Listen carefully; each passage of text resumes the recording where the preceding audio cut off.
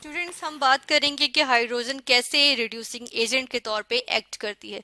Reducing agents को हम जो है वो रिडक्टेंट्स भी कहते हैं, ठीक है। आर ए हम यूजुअली रिड्यूसिंग एजेंट्स के लिए यूज करते हैं, इनको हम जो है वो रिडक्टेंट्स भी कहते हैं, ठीक है। और रिडक्टेंट्स या रिड्यूसिंग एजेंट क्या होता है?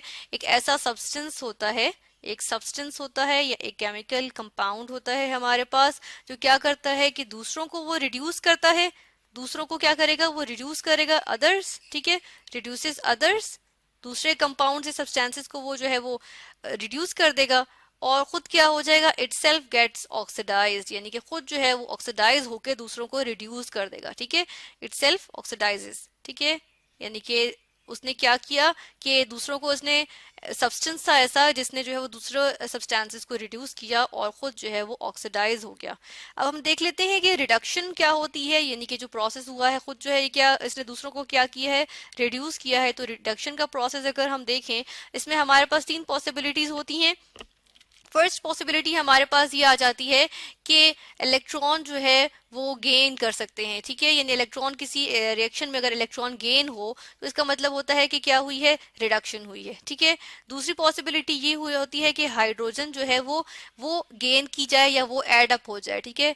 किसी रिएक्शन में हाइड्रोजन एड अप होगी तो उसको भी क्या कहेंगे? हम रिडक्शन कहेंगे। तीसरी पॉसिबिलिटी हमारे पास ये होती है कि ऑक्सीजन जो है वो रिमूव हो जाए, यानी कि रिमूवल ऑफ क्या हो? रिमूवल ऑफ ऑक्सीजन एटम या ऑक्सीजन हो, तो वो क्या कहलाती है? हमारे पास रिडक्शन कहलाती है। इसके ऑपोजिट जो हमारे पास आ जाए, यानी कि इलेक्ट्रॉन जो है वो हमारे पास अगर लूज हो, ठीक है, या हमारे पास हाइड्रोजन जो है वो रिमूव हो रही है, ठीक है, या फिर हमारे पास क्या हो? ऑक्सीजन जो है वो एड अप हो रही है, तो ये हमारे पास जो है वो पॉसिबिलिटी क्या आ जाती है? ये हमारे पास होती है ऑक्सीडेशन। यानी कि ऑक्सीडेशन और रिडक्शन हमारे पास टोटली ऑपोजिट जो है वो रिएक्शंस आ जाते हैं, ठीक है।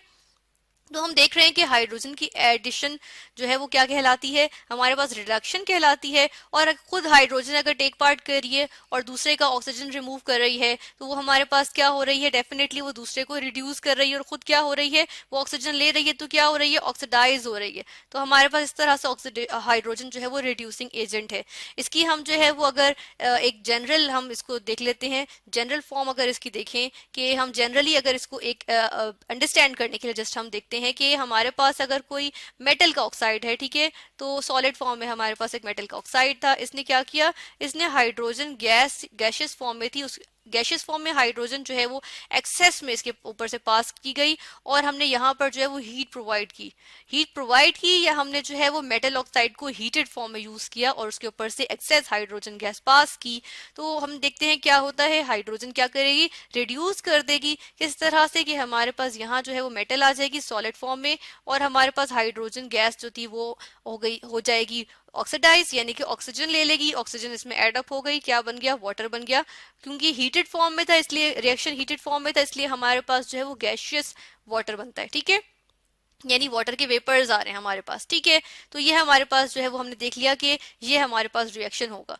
हम देखते हैं कि हमारे पास जो यूजुअली मेटल्स के ऑक्साइड्स होते हैं, जो सॉलिड फॉर्म में होते हैं, उनको जो है वो हम रिड्यूस कर सकते हैं हाइड्रोजन से, और हाइड्रोजन बहुत एक एफिशिएंट रिड्यूसिंग एजेंट के तौर पे यहाँ पे वर्क करती है, और हमारे पास हाई प्योरिटी की मेटल्स आ जाती हैं। तो हम कमर्शियली भी इस प्रोसीजर को यूज करते हैं, ठीक है। यानी कि हाइड्रोजन को मेटल ऑक्साइड के को मेटल में रिड्यूस करने के लिए हाइड्रोजन को यूजुअली कमर्शियल लेवल पे यूज किया जाता है। इसकी अगर हम एग्जांपल ले लें तो हमारे पास जो है वो कॉपर का ऑक्साइड था, ठीक है। हमारे पास कॉपर का ऑक्साइड जो है वो हमारे पास होता है ब्लैक कलर का।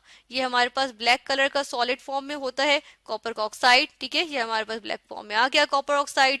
इसने इसने क्या किया कि इसने जो है वो हाइड्रोजन गैस इसके ऊपर से एक्सेस में पास की गई, ठीक है। मीनवाइल हम ये देखते हैं कि जो हाइड्रोजन गैस थी वो जब एक्सेस में पास की जा रही है, तो हम जो है वो एयर यहाँ पर ना हो, ये जो हमारे पास एटमॉस्फेयर है वो फ्री ऑफ एयर हो, ठीक है, फ्री ऑफ एयर, ठीक है। हमारे पास जो एटमॉस्फेयर थी वो फ्री ऑफ एयर थी, उसमें एयर की जो है हम प्रेजेंस को जो है वो अवॉइड करेंगे। और हम देखते हैं कि कॉपर ऑक्साइड जो था वो हमने हीटेड फॉर्म में यूज किया, हम यहाँ पे हीट लिख देते हैं, ठीक है, कि हीटेड फॉर्म में हमने कॉपर ऑक्साइड यूज किया, हाइड्रोजन गैस जो है वो उस पे से पास कराई, हमारे पास क्या चीज बनेगी, हमारे पास जो है वो कॉपर जो है वो मेटल आ जाएगा, रिड्यूस होके कॉपर का ऑक्साइड रिड्यूस होके कॉपर मेटल हमारे पास आ गई, जो कि इसकी हमें जो एक हाई प्योरिटी मिलती है, ठीक है, हाई प्योरिटी में हमें कॉपर की मेटल मिल गई। और हमारे पास क्या चीज आ गई, बाय प्रोडक्ट में हमारे पास जो है वाटर के वेपर्स आ गए, ठीक है। यूजुअली हमारे पास वाटर के वेपर्स आते हैं क्योंकि हम एक हीटेड रिएक्शन करते हैं, ठीक है। फिर हम देखते हैं एक और रिएक्शन, हम टंगस्टन की बात कर लेते हैं। टंगस्टन जो W से जिसको रिप्रेजेंट करते हैं, किस वजह से, क्योंकि टंगस्टन जो होता है उसका जो हमारे पास लैटिन नेम होता है वो होता है वोल्फ्रेम, ठीक है। वोल्फ्रेम हमारे पास टंगस्टन का लैटिन नेम आ गया। तो हम देखते हैं कि इसके लिए हम W, कैपिटल W यूज करते हैं। फिर वोल्फ्रेम का हम जो है वो एक कॉमन ऑक्साइड लेंगे, टंगस्टन ऑक्साइड, जो कि हमारे पास यहाँ पे सॉलिड फॉर्म में होगा। और हम ये देखते हैं कि ये जो होता है वो हमारे पास एक येलो कलर का जो एक सॉलिड होता है, ठीक है, एक येलो सॉलिड होता है हमारे पास। इसका हमने रिएक्शन करवाया किसके साथ, हमने यहाँ हाइड्रोजन गैस इसके ऊपर से एक्सेस में पास की, ठीक है। हम फिर जो है वो इस बात को इंश्योर करेंगे कि जो है वो एटमॉस्फेयर में एयर नहीं हो, ठीक है, ताकि हमारे पास जब रिएक्शन हीटेड फॉर्म में होगा तो उसमें जो है वो जो हाइड्रोजन हमारे पास गैस है ये बर्न ना कर जाए, ये एक्सप्लोड ना कर जाए, ठीक है, क्योंकि हाइड्रोजन गैस को अगर एयर की प्रेजेंस में अगर ये बर्न करती है यानी इसकी कंबस्शन हो जाए तो क्या होता है कि ये जो है एक्सप्लोड करके बर्न होती है, धमाके के साथ जो है बर्न होती है, ठीक है। तो हम जो है इसलिए जो है वो एटमॉस्फेयर को फ्री ऑफ एयर रखेंगे। यहाँ पर हम टेम्परेचर की बात करते हैं। टेम्परेचर यहाँ पे जो हम प्रोवाइड करते हैं वो यूजुअली हम 550 यानी 550 से लेके 550 से लेके 850 डिग्री सेल्सियस तक, डिग्री सेल्सियस टेम्परेचर को मेजर करने का यूनिट, इतना टेम्परेचर हम यूजुअली प्रोवाइड करते हैं। क्या करने के लिए, हम जो है वो access of hydrogen gas pass करने के लिए वोल्फ्रेम ऑक्साइड टंगस्टन ऑक्साइड पे से, ताकि वो जो है हमारे पास क्या चीज आ जाए, हमारे पास टंगस्टन की मेटल आ जाती है, हाई प्योरिटी की टंगस्टन मेटल आ जाती है, ठीक है। और क्योंकि टेम्परेचर बहुत हाई है इसलिए जब बाय प्रोडक्ट में हमारे पास वाटर बनता है तो वो गैशियस फॉर्म में यानी वाटर वेपर्स बनते हैं हमारे पास, ठीक है।